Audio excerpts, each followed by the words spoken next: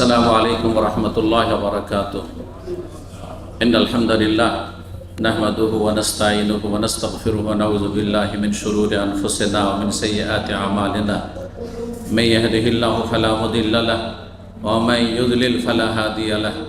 وأشهد أن لا إله إلا الله وحده لا شريك له وأشهد أن محمدا عبده ورسوله صلى الله تعالى عليه وعلى آله وصحبه وسلم تسليما كثيرا. أما بعد، أعوذ بالله من الشيطان الرجيم. إن الله لا يغفر أن يشرك به ويغفر ما دون ذلك لمن يشاء. সম্মানিত ইফতার ক্যাম্পের দিনী ভাতৃমণ্ডলী, আল্লাহ রাব্বুল আলামিনের প্রশংসা এবং প্রিয় নবী সাল্লাল্লাহু আলাইহি ওয়াসাল্লামের উপর সালাত ও সালামের পর আজ সোমবার 10ই রমজান 1446 হিজরি মোতাবেক 10ই মার্চ 2025 আমরা আজকে আপনাদের সামনে একটি গুরুত্বপূর্ণ বিষয় নিয়ে আলোচনা করব। তা হচ্ছে যেসব অপরাধের কারণে স্থায়ীভাবে জাহান্নামে থাকতে হবে বা জাহান্নামে যাওয়ার কারণ যতক্ষণ পর্যন্ত এ সম্পর্কে না জানবেন ততক্ষণ পর্যন্ত হতে পারে আপনি চান না যে জাহান্নামে যাই আপনি জন্মসূত্রে মুসলিম এবং আপনার জাহান্নাম বললে কিছুটা ভয় আছে, অন্তত জাহান্নাম থেকে বাঁচতে চান, কিন্তু না জানার কারণে আপনার আকীদা আমলে এমন কিছু রয়েছে যার ফলে আপনাকে চিরস্থায়ী জাহান্নামী হইতে হবে, কোনোদিনই জাহান্নাম থেকে বের হবেন না। ওমা হুম বিখারিজিনা মিনান নার। আল্লাহ এই শ্রেণীর মানুষ সম্পর্কে ইরশাদ করেছেন কোরআনে কারিমে, ওমা হুম বিখারিজিনা মিনান নার, তার কখনো জাহান্নাম থেকে বের হবে না, জাহান্নামের আগুন থেকে তারা পরিত্রাণ পাবে না। তো তাদের মতো হতভাগা হবেন না। গতকালকে এই বিষয়ে কথা প্রসঙ্গে বলেছিলাম যে যদি জান্নাতে যেতে হয় তার ইসলামকে কি করতে হবে? ধরে রাখতে হবে। ওয়ালা তামুতুন্না ইল্লা ওয়া আনতুম মুসলিমুন। ইসলাম যদি হারিয়ে যায় কিছু মুহূর্তের জন্য, আর সেই মুহূর্তেই আপনার মত চলে আসলো সেই কুফরির অবস্থায়, ঈমান ভঙ্গের অবস্থায়, যে সময় ঈমান নষ্ট হয়ে আছে।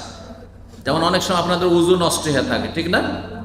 সবসময় তার উযুতে থাকেন না, যতই উযু করে থাকেন উযু নষ্ট হবে এক সময়। যখন উযু নষ্ট হয়ে যায় তারপরে যদি আপনি সালাত পড়েন, নামাজ পড়েন, নামাজ কবুল হবে? নামাজ কবুল হবে না।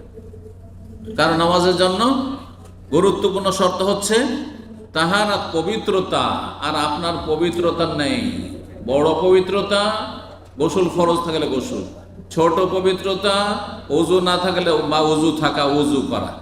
তো বিনা ওযুতে যেন নামাজ হয় না, ঠিক তেমনই যদি ঈমান ভঙ্গ অবস্থায় থাকেন তাহলে আপনার ঈমান ইসলাম যখন নেই, এই অবস্থায় মারা গেলে কখনো জান্নাত পাওয়া যাবে না। এই অবস্থায় যদি মারা যান তো কখনো জান্নাত পাবেন না, আপনি চিরস্থায়ী জাহান্নামী হতে হবে। জাহান্নামী দুই প্রকার। আমরা যেহেতু বিস্তারিত আলোচনা এখানে করার সুযোগ নেই, আর আমার 10টি ধারাবাহিক আলোচনা জাহান্নাম এবং জাহান্নামী সম্পর্কে আছে। নতুন ভাইদের অবগতির জন্য, যারা নিয়মিত হয়তো ইসলামিক সেন্টারে আসলে অনেক সময় বলে যান, শুধু জাহান্নাম সম্পর্কে 10টি ধারাবাহিক আলোচনা, এক একটি আলোচনা 1.25 ঘন্টা থেকে 1.5 ঘন্টা আছে। বিস্তারিত জাহান্নাম এবং জাহান্নামী সম্পর্কে যদি জানতে চান তাহলে এই আলোচনাগুলি শুনবেন। আমরা আজকে হয়তো আধা ঘন্টা আলোচনা করব এই জাহান্নামীদের সম্পর্কে। জাহান্নামীরা দুই ভাগে বিভক্ত, স্থায়ী জাহান্নামী আর অস্থায়ী জাহান্নামী। যদি ইসলাম সর্বনিম্ন মানের টিকিয়ে রাখতে পারেন, আর গতকালকে বলি সর্বনিম্ন মানের ইসলাম, হ্যাঁ, কমপক্ষে আপনার মধ্যে ইসলাম আছে, এর জন্য কি শর্ত? কালমা পড়লে হবে? কি কে বলবেন? বলেন, কি একজন বলেন, হাত তোলেন। হ্যাঁ, 5 টাইম 17 রাকাত নামাজ পড়তে হবে। বোঝা গেছে না? এর সাথে হয়তো আপনি 20 রাকাত তারাবি পড়লেন, 40 রাকাত তারাবি পড়লেন, আপনি বেতর পড়লেন একবারে 3 রাকাত, আর এইদিকে ফরজ সুন্নাত নফল পড়লেন, কিছু দাঁড়িয়ে কিছু বসে, কিন্তু ফজর পড়লেন না, তাহলে আপনার জান্নাত যাওয়া নিশ্চিত নয়, অনিশ্চিত, বরং জাহান্নামের সম্মুখীন হইতে হবে। তো বলছিলাম যে জাহান্নামে যাওয়ার কারণগুলি দুই রকম। এক হচ্ছে স্থায়ী জাহান্নামী হওয়ার কারণ, আর এক হচ্ছে অস্থায়ী জাহান্নামী হওয়ার কারণ। যদি আপনি কমপক্ষে মুসলিম হয়ে আল্লাহর সামনে যেতে পারেন হাসরের মাঠে, তাহলে স্থায়ী জাহান্নামী হবেন না। চোর, ডাকাত, মদখোর, যতই বড় অপরাধী হোক না কেন, আরামখোর, সুদখোর, ঘুষখোর, কিন্তু সেই ব্যক্তি শিরক করেনি, সেই ব্যক্তি কুফরি করেনি, সেই ব্যক্তি নাস্তিক নয়, সেই ব্যক্তি মূর্তি পূজক নয়, সেই ব্যক্তি মাজার পূজারী নয়, সেই ব্যক্তি আল্লাহ ছাড়া অন্যকে সেজদা করেন, সেই ব্যক্তি ঈমান ভঙ্গ করেনি জাদু টোনার মাধ্যমে, সেই ব্যক্তি ঈমান ভঙ্গের যেসব কারণ করে সেগুলির কোনোটাতে লিপ্ত হয়নি, কমপক্ষে ঈমানটাকে টিকিয়ে রেখেছে। আর কি করেছে? তার সাথে ঈমান টিকানোর জন্য সর্বনিম্ন আমল 5 ওয়াক্ত নামাজ পড়েছে, 5 ওয়াক্ত 17 রাকাত নামাজ পড়েছে, বেশি পড়ে না। তাহলে সেই ব্যক্তি যদিও ঘুষখোর হোক, যদিও চোর হোক, যদিও বিভিন্ন হারাম কাজে লিপ্ত আছে, সাজা শাস্তি খেটেও একদিন জান্নাত পাবে। তাহলে সে হচ্ছে অস্থায়ী জাহান্নামী। জাহান্নামে যাবে, এই নয় যে চুরির জন্য মাথায় চুরি করেছে জাহান্নামে যেতে হবে, খুন করেছে জাহান্নামে যেতে হবে, মদ খেয়েছে জাহান্নামে যেতে হবে, হারাম কাবিরা গুনাহ করে জাহান্নামে যেতে হবে, যদি খালেস অন্তরে তওবা করে ক্লিন হয়ে আল্লাহর সামনে না যেতে পারে। হ্যাঁ, বড় বড় কাবিরা করেছে কিন্তু তওবা করে একবার পরিষ্কার পরিচ্ছন্ন আল্লাহর সামনে হাজির হয়ে গেছে, তাহলে আল্লাহ মাফ করে দিয়েছে। যদি মাফ হয়ে গিয়ে থাকে তাহলে আর সাজা শাস্তির সম্মুখীন হবে না। বিনা তওবায় যদি কাবিরা গুনাহ নিয়ে যায় মুসলিম, তাহলে অস্থায়ী জাহান্নামী হবে, কবরের জাহান্নামের আযাব চলবে, আর জাহান্নামেও যেতে হইতে পারে হাসরের মাঠের পরেও যদি সাজা শাস্তি আরও বাকি থাকে। আর যদি বড় কুফরি করে মারা যায়, ঈমান ভঙ্গ করে মারা যায়, তো কখনো জান্নাতে যেতে পারবে না, চিরস্থায়ী জাহান্নামী হবে। এখন আপনাদের সামনে কয়েকটি স্থায়ী জাহান্নামী যারা চিরকাল জাহান্নামে থাকবে, হতভাগা। দুনিয়ায় তারা রাজা ধীরাজা ছিল, দুনিয়ার রাষ্ট্রপতি প্রধানমন্ত্রী ছিল, কোনো নাস্তিক, মাজার পূজারী, আটরসি, যে কোনো মাজারে যেত, যে কোনো ওরসে যেত, মনে করতো যে ইলেকশন যদি শাহজালালের মাজার থেকে হাজিরা দিয়ে শুরু করি তাহলে আমি জিতবো বা আমার দল জিতবে, তাহলে সে মুশরিক হয়ে আল্লাহর সামনে হাজির হয়েছে, মুশরিক হয়ে ঈমান নষ্ট করে আল্লাহর সামনে হাজির হয়েছে। যদি মনে করে যে আল্লাহর গজ কুতুবরা সারা দুনিয়াকে ধরে আছে, না হলে আল্লাহ মানুষের পাপের কারণে দুনিয়াকে তহস নহস করে দিত, একবারে ধ্বংস করে দিত, এরা গজ কুতুবরা শক্ত করে ধরে আছে, তাই আল্লাহ করতে পারছে না, নাউযুবিল্লাহ মিন যালিক। সেই ব্যক্তি মুশরিক কাফের, আল্লাহকে অক্ষম মনে করলো আর তার পীরকে সর্বশক্তিমান মনে করলো, সুতরাং সেই ব্যক্তি স্থায়ী জাহান্নামী হবে। ওয়াইন সাল্লাল্লাহু আলাইহি, যতই মুসল্লি হোক না কেন, যতই কোরআনের হাফেজ আর আলেম হোক না কেন, যতই বড় কেউ হোক না কেন, কোনো কিছু কাজে আসবে না। ভালো করে শুনে রাখেন। আবার বলছি, আল্লাহ জন্মসূত্রে ইসলাম দিয়েছেন, সেটার মূল্যায়ন করুন, সেটার হেফাজত করুন। অনেক টাকা ইনকাম করলেন, কিন্তু আপনি এমন জায়গায় টাকা পয়সা রাখলেন যে চোর ডাকাত যে কোনো সময় সেটা নিয়ে যেতে পারে, এই টাকা পয়সা ইনকামের কোনো মূল্য নেই, কোনো মূল্য নেই। ঠিক তেমনই শয়তান চোর, ইবলিশ শয়তান চোর, ইবলিশ শয়তানের চালা, মানুষ শয়তান চোর, লেগে আছে আপনার ঈমান আমার ঈমানকে হরণ করার জন্য, নষ্ট করার জন্য, ছিনিয়ে নেওয়ার জন্য। ছিনতাইকারী তারা, ঈমানের ছিনতাইকারী। সুতরাং মানুষ শয়তান, জিন শয়তানকে সুযোগ দিলে হবে না। আল্লাহ রাব্বুল আলামিন যেন আমাদেরকে সমস্ত রকমের জাহান্নামের যাওয়ার কারণগুলি থেকে বেঁচে থাকার তৌফিক দান করেন। কথা না বাড়িয়ে, 1 নম্বর স্থায়ী জাহান্নামী হওয়ার কারণ হচ্ছে আল্লাহর সাথে বড় শিরক করা। ছোট শিরক করলেও জাহান্নামে যাবে। ছোট শিরক যেমন আল্লাহ ছাড়া অন্যের কসম করে নিল, বাপের কসম, মায়ের কসম, দানা ছুঁয়ে কসম, এগুলো আমাদের দেশীয় কিন্তু কসম, তাই না? হ্যাঁ, মাটি ছুঁয়ে কসম, আল্লাহকে মানে কিন্তু মাটি ছুঁয়ে কসম করে। হ্যাঁ, আল্লাহকে বড় মনে করে, আল্লাহ মহান, আল্লাহ আকবার, কিন্তু বাপের কসম, মায়ের কসম, স্বামীর গায়ে হাত দিয়ে কসম, স্ত্রীর ছেলের গায়ে হাত দিয়ে কসম। হ্যাঁ, তাহলে এরাও বড়, এরাও শিরক করে, কিন্তু বড় শিরক না, আল্লাহর সমতুল্য সমকক্ষ বা আল্লাহর হক দিয়ে দেয়নি, কিন্তু আংশিক হ্যাঁ এমন কাজ করেছে যেটাকে নবী সাল্লাল্লাহু আলাইহি ওয়াসাল্লাম শিরক বলেছে। মান হালাফা বিগাইরিল্লাহি ফাকাদ আশরাক, আল্লাহ ছাড়া অন্যের কেউ যদি হলফ করে, কসম করে, তো শিরক করলো। সে ইসলাম থেকে খারিজ হবে না, স্থায়ী জাহান্নামী হবে না, কিন্তু অস্থায়ী জাহান্নামী হবে যারা আল্লাহ ছাড়া অন্যের কসম করে। এইরকমই যারা তাবিজ তোমার বাঁধছেন, হ্যাঁ, হাতে গলায় তাবিজ, আর আমাদের দেশে হুজুর মানে তাবিজ দিতে হবে, এটা একটা ধর্ম ব্যবসা। বিভিন্ন ধর্ম ব্যবসার একটি ব্যবসা হচ্ছে ফলপ্রসূ ব্যবসা, বিনা পুঁজির ব্যবসা, তাবিজের ব্যবসা, আর একটা মিলাদ ব্যবসা, হ্যাঁ, 40-এর ব্যবসা, মরণ নামে ভোজ ভাজের ব্যবসা। কারণ এইগুলো করে আপনাদের কাছ থেকে টাকা পয়সা কিছু হাসিল করা যাবে, সোজা আঙ্গুলে দেবেন না। হ্যাঁ, আমাদেরকে সোজা আঙ্গুলে আপনারা একটা পয়সাও দেন না। এতদিন ধরে ইফতার ক্যাম্পে আছে, 1 টাকা দিয়েছেন নাকি? কারণ সোজা আঙ্গুল যে, কিন্তু যদি করতাম না, তোমার বাবাকে হ্যাঁ বক্সাবার জন্য জান্নাতের সার্টিফিকেট দিয়ে দেবো, তোমাকে কি করতে হবে, কোরআন খানি করাইতে হবে, তোমাকে এই 40 করাইতে হবে, তোমাকে অমুক করাইতে, ঠিকই করবে। যাই হোক, কথা অন্যদিকে না নিয়ে গিয়ে এবার ফিরে আসি। বড় শিরক করে যদি কেউ মারা যায় তাহলে স্থায়ী জাহান্নামী হবে। বড় শিরক আল্লাহ রাব্বুল আলামিনের কাজে শরীক করলো, আল্লাহর জাত বা সিফাত মানে সত্তায় বা গুণে শরীক করলো, বা আল্লাহর ইবাদত বন্দেগীতে শরীক করে দিল। 3টি দিক বললাম, এই কথাগুলির ব্যাখ্যা করলে অনেক লম্বা আলোচনা লাগবে, আর এগুলি সবসময় আলোচনা করা সব দিকটা সম্ভব নয়, নাহলে সেখানে থেকে যাব। কিন্তু এতটুকু মনে রাখেন, আল্লাহর কাজেও কোনো শরীক না, আল্লাহর কাজে একা আল্লাহই করেন, আল্লাহর ইবাদত বন্দেগীতে শরীক নেই কেউ। সুতরাং যাবতীয় ইবাদত বন্দেগী কার জন্য করবেন? এক আল্লাহর জন্য করবেন। আল্লাহর সত্তায় কোনো শরীক নেই, আল্লাহ এক ও একক সত্তাগত দিক থেকে। আল্লাহর গুণেও শরীক নেই। আল্লাহ রিজিক দাতা, রাজ্জাক, আর কেউ রাজ্জাক আছে? না, নেই।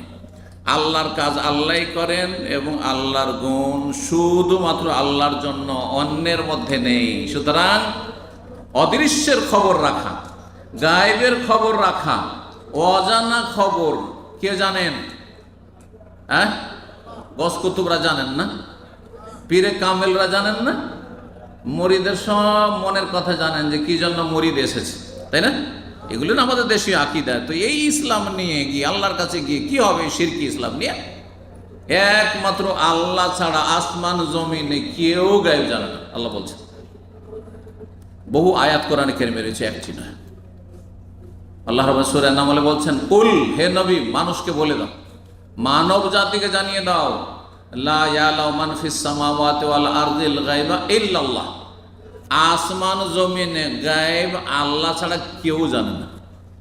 এমনকি জিবরাইল, মিকাইল, ইসরাফিল, ফেরেশতারাও জানে না। যতটা জানানো হয়েছে ততটা। যেমন আমার জানার আপনাদের জানায় পার্থক্য আছে, আমি বেশি জানি, আপনারা কম জানেন, ঠিক কিনা? কিন্তু আমি সব জানি না এবং সব জানার ক্ষমতাও নেই। ঠিক তেমনি জিবরাইল অনেক কিছুই জানেন অন্যদের চাইতে বেশি, কিন্তু সব জানেন না। যদি কেউ বলে সব জানে, তাহলে সে মুশরিক, সে শিরিক করলো, জিবরাইলকে শরীক করলো আল্লাহর গুণে।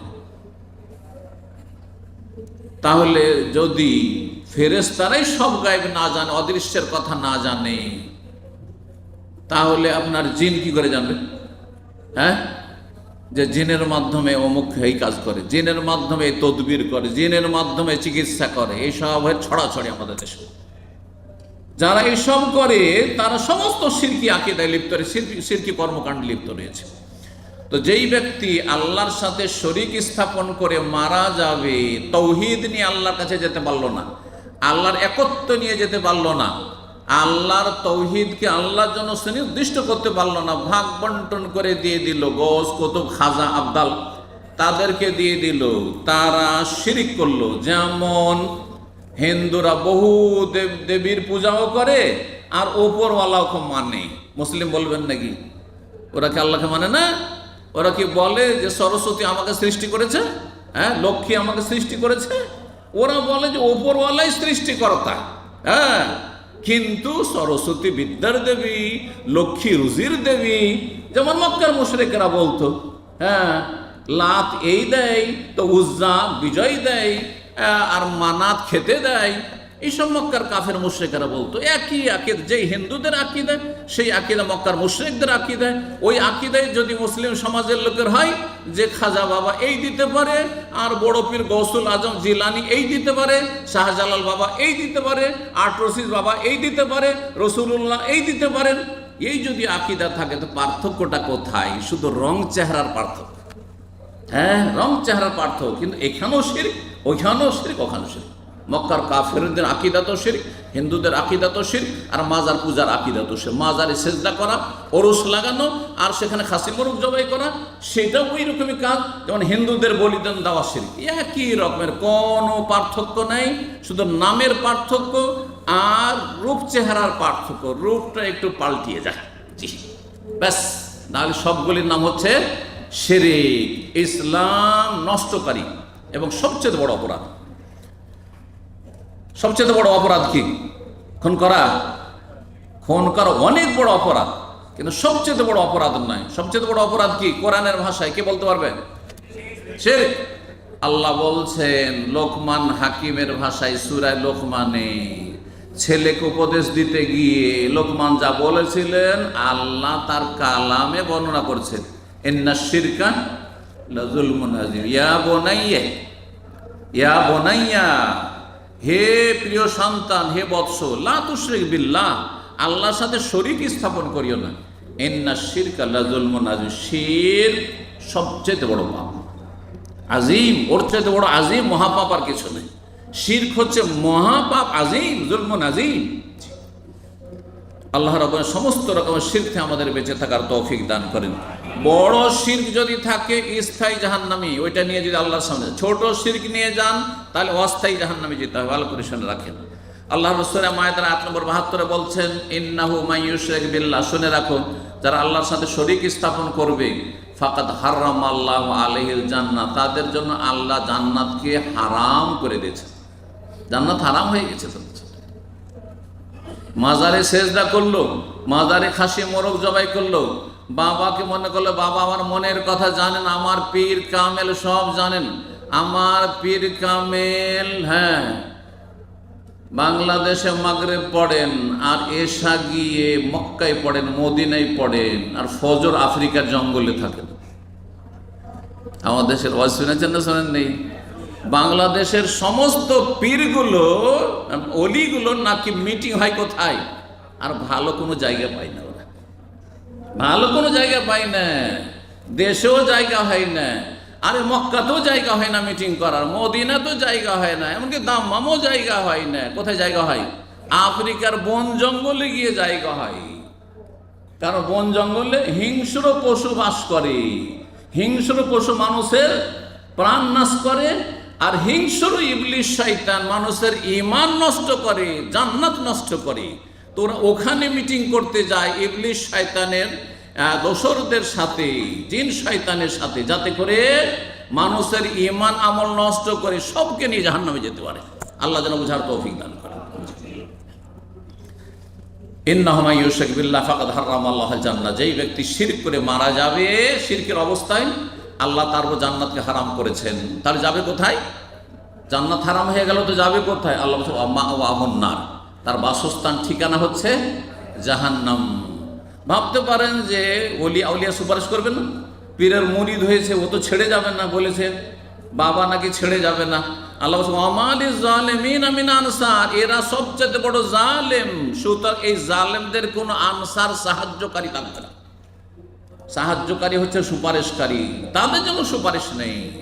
সুপারিশ আছে রাসূলুল্লাহ সাল্লাল্লাহু আলাইহি ওয়াসাল্লামের, সুপারিশ আছে আম্বিয়াগণের, সুপারিশ আছে উলামায়ে কেরামদের, কিন্তু কার জন্য? মুমিন মুসলিমের জন্য। বড় জালেম মুশরিকের জন্য নয়, নাস্তিকের জন্য নয়, কাফের জন্য নয়, মুনাফিকের জন্য নয়, জাদুকরের জন্য নয়, যারা জাদু টানা বান মারে তাদের জন্য নয়, জাদু করে, ছেলেকে জাদু করে, বউকে জাদু করে, হ্যাঁ, আর তারপরে জামাইকে জাদু করে, এই হচ্ছে আমাদের জাদুর দেশ। ওদের জন্য সুপারিশ নয়। আল্লাহ কোরআনে তা অস্বীকার করেছেন একাধিক আয়াতে।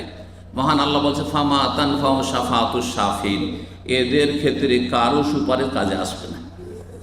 আল্লাহ কোনো জায়গায় সুপারিশ হবে বলেছেন আল্লাহর অনুমতি ক্রমে, আবার এখানে কি বলছেন এদের জন্য কোনো সুপারিশ কাজে আসবে না। তো সুপারিশ পাওয়ার জন্য সর্বনিম্ন কি থাকতে হবে? ঈমান ইসলাম থাকতে হবে। তারপরে যে সাজা শাস্তি হয়ে গেছে সেটা হালকা করার জন্য সুপারিশ হবে, কিন্তু জাহান্নামী একেবারে চিরস্থায়ী আর তার জন্য সুপারিশ না, মোটেই হবে না। বড় শিরক করে মারা গেলে কোনো সুপারিশ নেই, আল্লাহ রাব্বুল আলামিন গ্রহণ করবেন না। 2 নম্বর জাহান্নামে যাওয়ার কারণ, স্থায়ী জাহান্নামে হওয়ার কারণ হচ্ছে আল্লাহর সাথে কুফরি করা। 1 নম্বর শিরিক করা মানে আল্লাহর সাথে শরীক করলেন, আর কুফরি করা মানে আল্লাহর বিধানের কোনো কিছুকে অস্বীকার করা। কুফরি করা, আল্লাহকে মানে না, কেউ পরকাল মানে না, হয়তো হ্যাঁ কোরআন মানে না, সে কাবায় কিবলায় বিশ্বাসী নয়, হয়তো হ্যাঁ সে কুরবানি মানে না, কোনো কিছু মানে না। যদি কেউ অস্বীকার করে বা অবিশ্বাস করে, অমান্য করে, যেমন আল্লাহর সাথে কুফরি করলো, বললাম আচ্ছা ফেরেশতা আল্লাহকে মানে, কিন্তু আমি ফেরেশতা আমি দেখি না, মানি না ফেরেশতা। এমনকি কেউ যদি আমি জিন মানি না, সে মুসলিম থাকবে? ফেরেশতা মানে না, জিবরাইল মিকাইল এসব মালায়েকা কোরআনে কারিম আছে, আছে না নেই? তাহলে সে কোরআন মানে না, যে ফেরেশতা মানে না।